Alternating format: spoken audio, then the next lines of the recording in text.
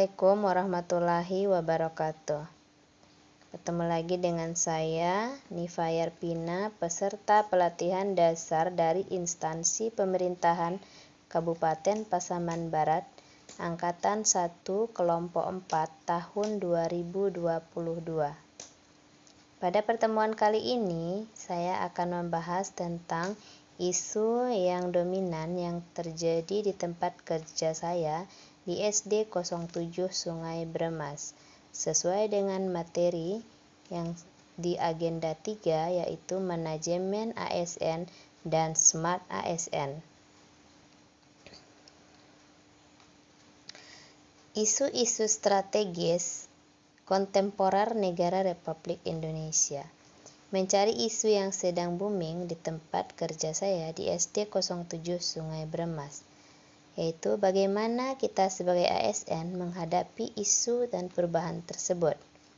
Sebelum kita membahas lebih jauh, marilah kita mereview kembali pembahasan sebelumnya tentang apa itu isu dan bagaimana mencari solusinya.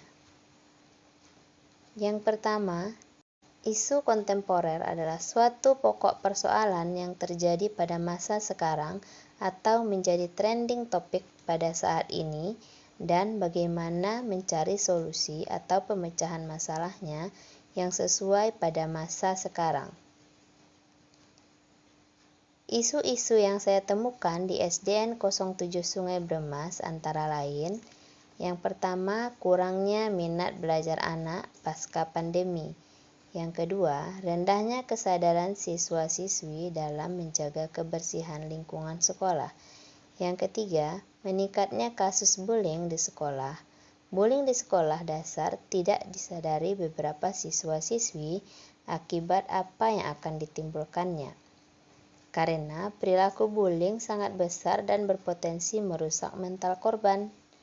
Bullying adalah menonjok, mendorong, memukul, menendang, menggigit, menyoraki, menyindir, mengolok-olok, menghina, dan mengancam. Sebagai ASN yang bertugas sebagai guru, kita harus tahu apa penyebab atau faktor seseorang melakukan bullying.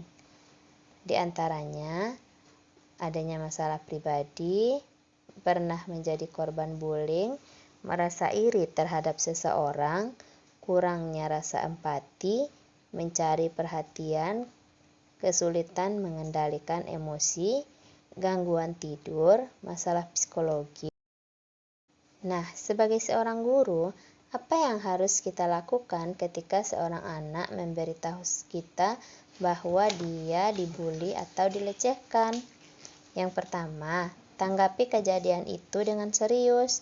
Yang kedua, hargai dan berterima kasihlah kepada siswa tersebut karena telah melaporkan kepada kita. Yang ketiga, yakinlah dia bahwa itu bukan salahnya. Yang keempat, tunjukkan empati. Yang kelima, bantu anak yang dibully untuk membela dirinya sendiri bahwa dia bisa mengatakan tidak suka jika dikerjain oleh temannya. Yang keempat, tanyakan kepada anak tentang apa yang dapat dilakukan untuk membuat dia merasa aman. Yang kelima, bicaralah dengan setiap anak yang terlibat dalam situasi ini secara terpisah. Pertimbangkan peran atau pengaruh kelompok sebaya. Bullying terkadang dilakukan oleh kelompok. Jika bullying dilakukan oleh seseorang anak, dengan bantuan atau dukungan dari anak-anak lain, mereka semua juga harus menanggung konsekuensinya bersama, terutama agar mengetahui dampak perbuatan mereka kepada anak yang dibully serta meminta maaf. Ambil tindakan kepada pelaku bullying, beritahu si anak, orang tuanya, dan kelas mengenai perkembangan kasusnya dengan tetapi menghormati semua pihak. Tindak lanjuti secara teratur dengan anak tersebut mengenai kemajuan yang dibuat mengenai masalah ini dan sesudahnya. Jika perlu, carilah bantuan dari pihak eksternal ketika Anda menghadapi masalah yang parah atau signifikan yang tidak Anda ketahui cara mengatasinya. Laporkan kepada guru konseling sekolah atau pekerja sosial atau psikolog. Bagaimana cara kita menghadapi anak-anak yang menjadi pelaku bullying? Yaitu dengarkan cerita versi mereka, soroti perilaku yang tidak pantas dan tidak dapat diterima, dan ingatkan mereka akan aturan dan pedoman anti-bullying yang dibuat di tingkat sekolah atau di kelas. Bantu mereka dengan memahami alasan dibalik perilaku bullying mereka, seperti apakah mereka punya masalah di rumah, kurangnya perhatian, pengalaman bullying sebelumnya.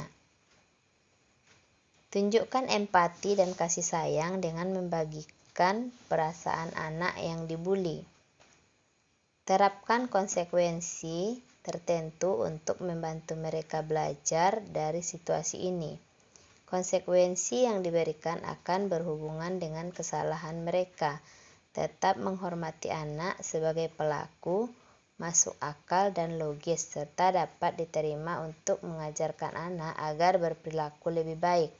Anak harus memperbaiki kesalahannya, misalnya dengan meminta maaf kepada anak yang dibully, melakukan sesuatu yang baik padanya agar dia merasa lebih baik, membantunya menyelesaikan sesuatu yang sedang dia kerjakan, memperbaiki atau mengganti sesuatu yang mereka hancurkan atau mereka curi.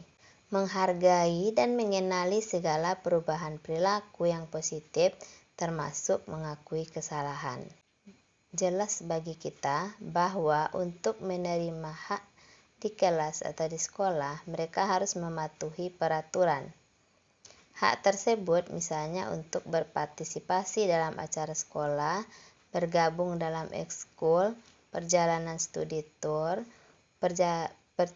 pelajaran olahraga, kegiatan pentas seni, atau apapun yang dianggap sesuai dan menarik oleh anak agar mereka tetap berusaha berbuat baik.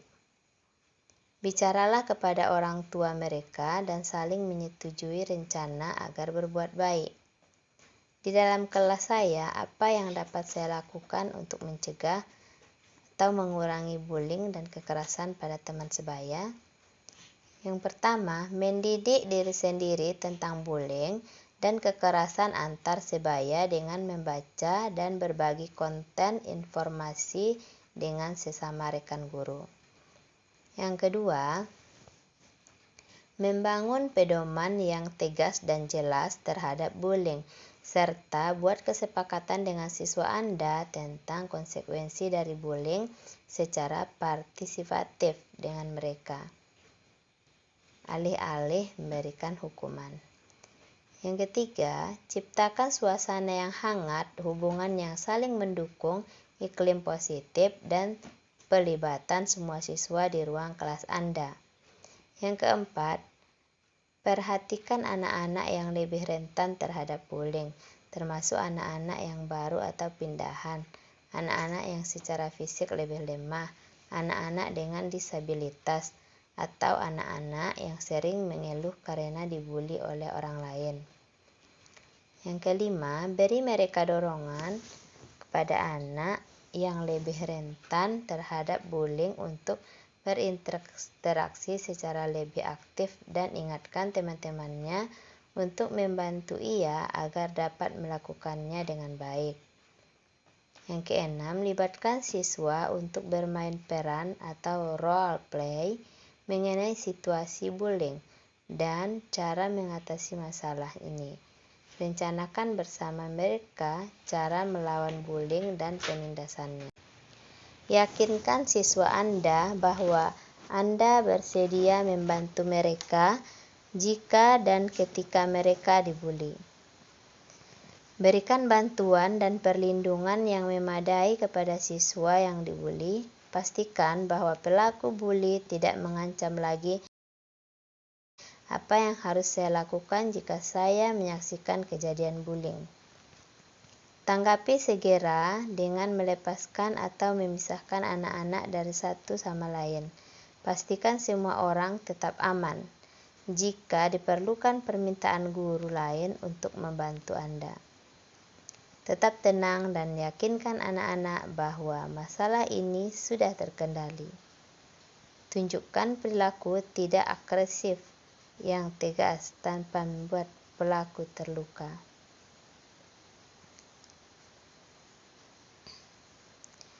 Sebagai seorang guru, apa yang bisa kita lakukan di sekolah untuk melawan bullying?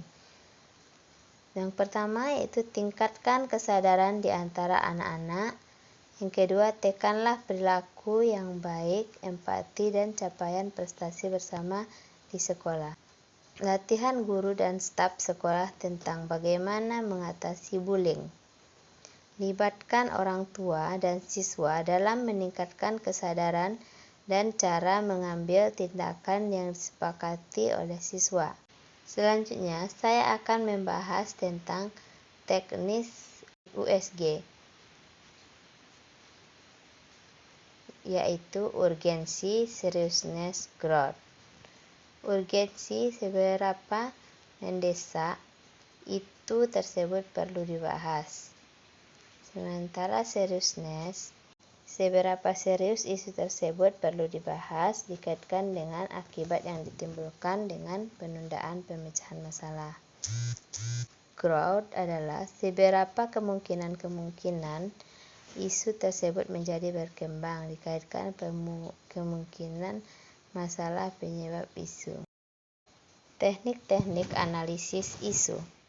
Dari beberapa isu yang saya dapatkan, maka saya akan melakukan beberapa teknik analisis isu untuk menentukan isu mana paling dominan di sekolah masing-masing. Berikut urutan isu yang paling dominan yang saya temukan sesuai dengan tabel berikut. Yang paling dominan adalah meningkatnya kasus bullying di sekolah yang terdapat 14 poin. Demikianlah isu yang saya temukan pada pembelajaran manajemen ASN dan Smart ASN. Sekali lagi saya ucapkan terima kasih. Assalamualaikum warahmatullahi wabarakatuh.